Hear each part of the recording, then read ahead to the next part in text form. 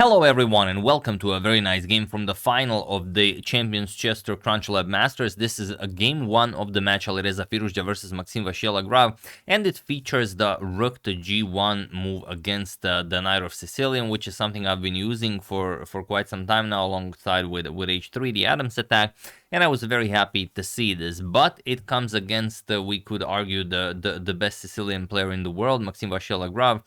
So it will be a treat. And we've seen what happened to Magnus. He challenged the MVL well, in a very crucial game. He challenged his Sicilian with bishop to b5 check, and Maxime was able to take down Magnus Carlsen. So let's see how Alireza does. We have pawn to e4, pawn to c5. Maxime goes for the Sicilian defense. Knight f3, d6. We have d4, captures, knight to f6, knight to c3, and pawn to a6. And here, again, like I said, every move is a move, but rook to g1, preparing pawn to g4. And it's a very, very tricky attack. I think the first time I saw this was a long time ago during the Chess Master Grandmaster Edition series by Josh Waitzkin. He was explaining Rook to G1 over some famous game, and I just won a very nice game very quickly. I don't know if it was Waitzkin's game or was he annotating someone else's game, but it was the first time I saw it, and I immediately loved it. And here we have pawn to g6. Some other popular replies against rook to g1 are e5 and b5. Those are the two most common. But here we have pawn to g6, a move that, for example, Kasparov played against Vasily Ivanchuk in 2002. During the famous Russia versus the rest of the world match that Ivanchuk won. So it's a very nice game. I could even show it at some point. We have pawn to g4, bishop to g7, and now bishop to e2. Vasil against Kasparov played bishop to e3, but here bishop to e2. We have pawn to h5 by Maxime, pawn to h3. Again, g5 always seems to be a theme in this rook to g1 versus the Najdorf, but for some reason Alireza doesn't play it. He plays pawn to h3. We have captures, and knight to c6. And here we have bishop to e3. And there is one game where this position was reached last year in a game between Motliev and Max Warmerdam, where castles was played by Warmerdam. But here Maxime brings something new to the position. It's a really wonderful move, and also you can easily see why he is considered one of the best, if not the best Sicilian player in the world, Sicilian Najdorf player in the world. Feel free to pause the video and figure out what Maxime played here while I give you a couple of seconds.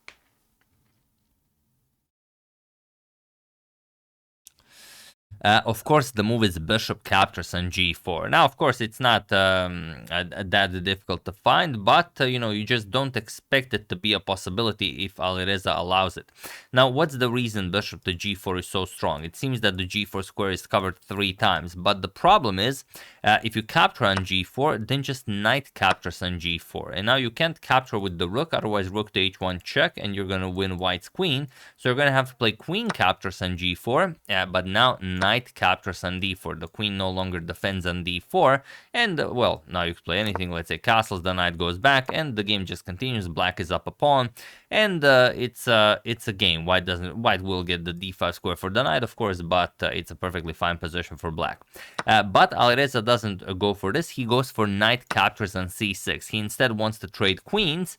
We have bishop captures on e2, knight captures on d8, and now bishop captures on d1. And the reason why Alireza's idea works at all is knight captures on f7. Now the rook is attacked, and you have to capture on f7 first. So king captures on f7, rook captures on d1, and knight to d7, shifting the knight into the center of the board. We have bishop to d4, challenging the strong bishop on g7, bishop captures, rook captures, and now knight to e5. We have king to e2 and rook a to c8. So this is always a problem when you play against the Najdorf. If you don't gain some sort of a really active position, or you win straight out through an attack, if you go into an endgame, black will just always have a superior game. Black will have the 2 versus 1 in the center of the board. He will have a semi-open c file for the rook pretty much always, and in this particular line also there's an open h file for the rook. So while it can be played for white, it's not the best. We have pawn to a4, stopping pawn to b5, rook to h3 already. Maxime activates his rook. We have rook to b4 going after b7 and rook to c7. Defending on b7, rook to c1, preparing to move the knight, so the c2 pawn is not a target. Pawn to e6. We have rook to d4 and king to e7. We have knight to d1. Now the c2 pawn is not hanging, so you can move the knight, and now knight to c4. It's a rapid game, so of course other moves are also possible, but rook to h1 looks very nice here. The undefended rook on c1 could really be a problem, but Maxime doesn't think it's necessary. He goes knight to c4, paralyzes the knight this way, but now rook to d3. We have rook to h4 going after the pawn, and pawn to b3. First challenging the knight. Now, could you capture on e4 first? That is the question. Well, if you capture on e4 first, then king to f3, and there's no square where the knight can go to defend the rook. So you're gonna have to give up the knight on c4 to defend the rook. So you can't capture. Knight to e5 attacks the rook, and now rook e3, just defending the pawn on e4. We have rook to f4, preparing to move the king perhaps and double up on the f file, maybe go after the f2 pawn. So pawn to f3, well, it does defend e4. Now it's going to be a target on f3. We have rook to c8, now shifting the rook over to the f file, knight to b2, but now not the move you'd expect, rook c to f8, instead rook c to h8. What did Alireza have in mind with rook c to f8? Well, the idea was just rook to g1. And now if you start capturing, let's say knight captures on f3, you can play rook captures on g6. And there's no good way to make progress here, like knight d4 check. You can play even king d3, you just run away from the rooks. Pawn to e5 looks very nice, but it is an equal possession. The knight comes to c4, and it's just a nice position for both white and black. The knight can come to b6, to d5, and both players will have a very active knight. So instead, after knight b2, rook to h8 by Maxime, and rook to f1, you know that the f3 pawn will fall under attack. Rook to h2 with check, king to d1, and now pawn to g5. And there doesn't seem to be a good way to counter pawn to g4. Knight to d3 was played, but now Maxime just captures on d3. We have rook captures on d3, and now pawn to g4. And he was in this position on move 32 that Alireza Firouzja resigned the game, as there is nothing more to be done here. This of course, on g4 cannot be captured. The rook is hanging, and once you attack it, let's say rook to g1, g captures on f3. You're now up a pawn. You have a passed pawn coming to f2. For example, rook f1, pawn to f2. The e4 pawn is hanging, and this is, of course, completely winning. But I think Alireza also lost on time, so probably he would continue playing it. But yeah, I think it was an issue that he lost on time.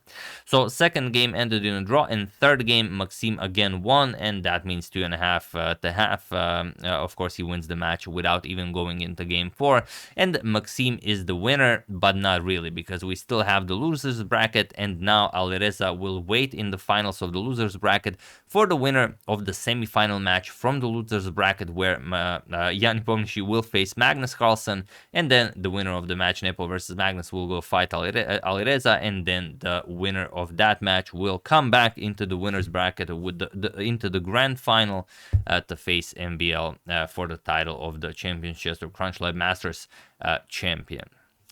So yeah, that's the game. Hope you guys enjoyed it. Very nicely played by Maxime. It seems that we will have to wait a bit more to see who is the chosen one that will be able to challenge Maxime and take down his Najdorf Sicilian.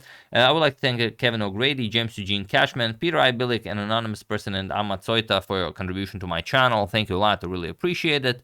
As usual, you can check 2 of my previous videos here. Thank you for watching, and I will see you soon, continuing to check up on your wonderful suggestions and whatever else happens in the chess world. So thank you all. I will see you soon, and have an excellent rest of your day.